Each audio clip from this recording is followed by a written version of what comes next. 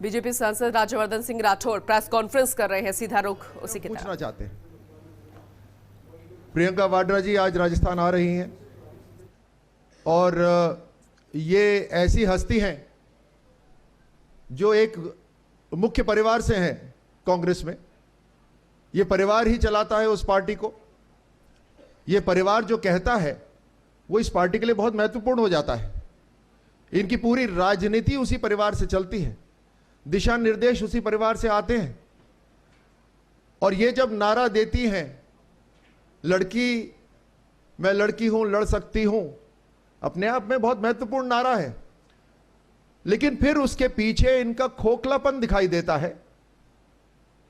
और मैंने तो एक नई चीज देखी कि महिला सुरक्षा के अंदर गिद्ध राजनीति हो रही है। ये प्रियंका वाड्रा जी महिला सुरक्षा को लेकर गिद्ध राजनीति का जो उदाहरण इन्होंने पूरे देश में दिया, बड़ी चौकस नजरों से, कहीं पे भी कोई इशू होता है तो तुरंत वहां पहुंच के पूरा का पूरा मीडिया को वहां इकट्ठा करने का काम करती है। मुझे यह बात समझ में नहीं आती कि राजस्थान के अंदर जब 35,000 महिलाओं के साथ दुष्कर्म हुआ तो यहां पर उनकी इतनी पैनी और तीखी नजर कैसे नहीं पड़ी? क्या राजस्थान की महिलाएं कांग्रेस पार्टी के लिए सम्मान की पात्र नहीं है क्या? ये एक दो नहीं, पूरे देश के अंदर सबसे ज्यादा संख्या में अगर दुष्कर्म हुआ है तो राजस्थान में हुआ है। और जब वो इतनी बड़ी बड़ी बातें करती हैं तो निश्चित रूप से यह प्रश्न उठता है, राजस्थान की जनता यह जानना चाहती है कि आपकी इतनी तीखी नजरें राजस्थान को कैसे छोड़ देती हैं? 35,000 महिलाएं और एक के पास भी नहीं गई। कथनी और करनी में कितना बड़ा अंतर हो सकता है, और वो भी कोई साधारण विषय नहीं, बल्कि महिला का मान सम्मान, महिला दुष्कर्म, महिला का संरक्षण सुरक्षा, जिसके लिए माननीय प्रधानमंत्री जी ने अनेकों कदम उठाए। एक तरफ प्रधानमंत्री जी कदम उठाते हैं हर तरह से, चाहे कानूनों के अंदर बदलाव हो, चाहे इंफ्रास्ट्रक्चर खड़े करने की बात हो, चाहे सामाजिक व्यवहार के अंदर बदलाव की बात हो, हर तरह से वो जो कदम उठाते हैं। यहां पे नारा लगता है, प्रियंका वाड्रा जी नारा लगाती हैं, लेकिन केवल वहीं तक ही बात सिमट के रह जाती है।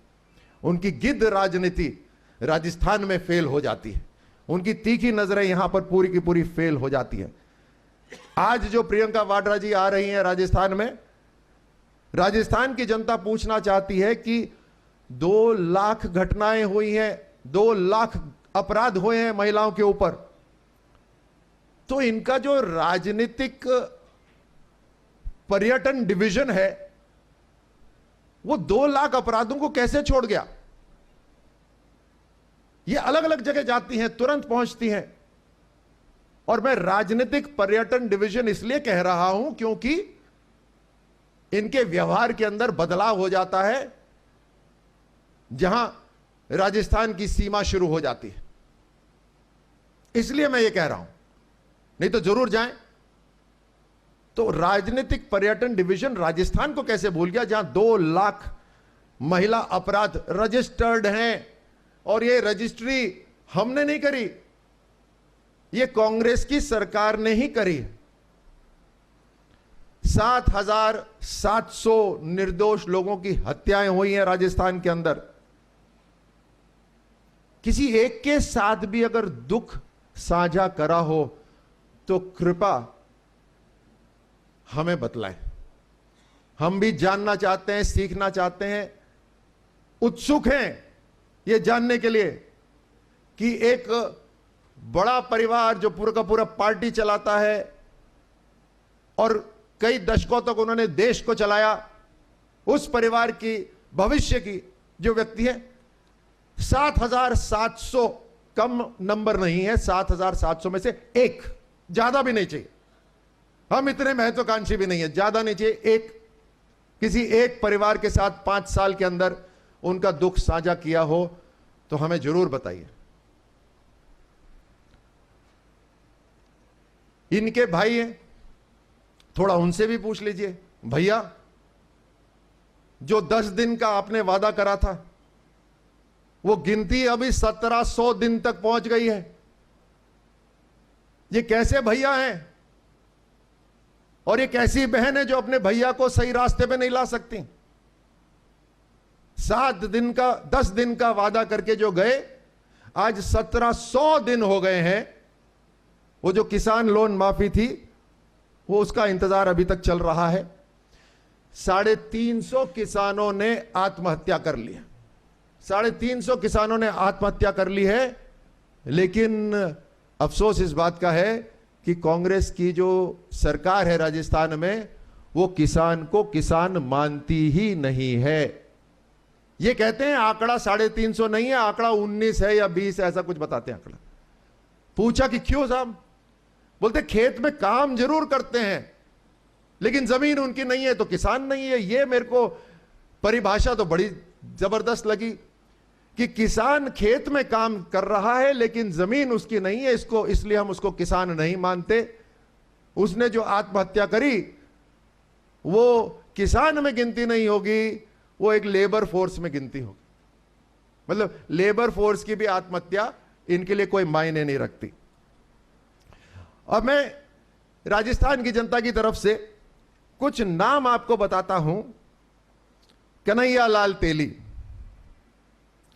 हरीश जाटव, योगेश जाटव, योगेंद्र जाटव, कृष्णा वाल्मीकि, रतनलाल सोनी, आदर्श तापड़िया, चिरंजी लाल सोनी। इनकी जिन जिहादिक मानसिकता के लोगों ने हत्या करी है उसके बारे में अपने श्रीमुख से कुछ बोला है क्या अभी तक? ये वो वर्ग है जो कांग्रेस अपना वोट बैंक आधिकारिक रूप से समझता आ रहा है। काम नहीं करेंगे लेकिन वोट बैंक मान के चलेंगे। आज नहीं, दशकों से मतलब कैप्चर कर लिया है, बंदी बना लिया है, काम कुछ नहीं करेंगे। ये सारे के सारे नाम जो मैंने गिनाए हैं ये आप ही से आए हैं, आपके अखबार में छपे हैं। एक शब्द किसी के लिए बोला हो अपने श्रीमुख से, राजस्थान की जनता को कृपया अवगत करा दे, जानकारी दे दें। हमारा 7वां सवाल वहीं आता है। हमने सुना है कि ये खबरें खूब पढ़ती हैं, खबरों पे बहुत नजर रहती है, लेकिन ये 19,422 किसानों की जो जमीन नीलामी हुई है, ये कौन से कोने में थी अखबार के जहां आपकी नजर नहीं पड़ी? या इसलिए कि वहां राजस्थान लिखा हुआ था? उससे तो बचना है, भागना है शायद। लेकिन हम क्यों कहें? हम तो जानना चाहते हैं आपसे।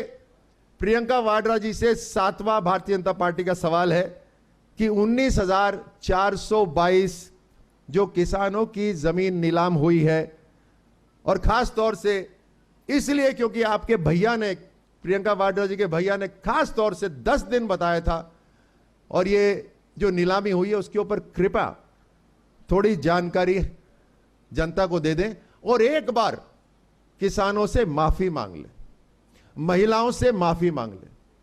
चुनाव है, चुनाव में सब कुछ करना पड़ता है जो जरूरी है। 35,000 महिलाओं के साथ दुष्कर्म हुआ, करीब 2 लाख महिला अपराध अभी तक रजिस्टर्ड है।